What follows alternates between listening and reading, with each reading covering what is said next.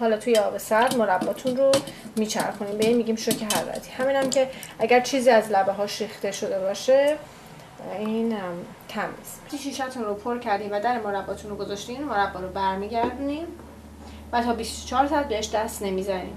این باعث میشه که استریلیزه بشه و بتونین که یه نگهداری طولانی رو داشته باشین. حتی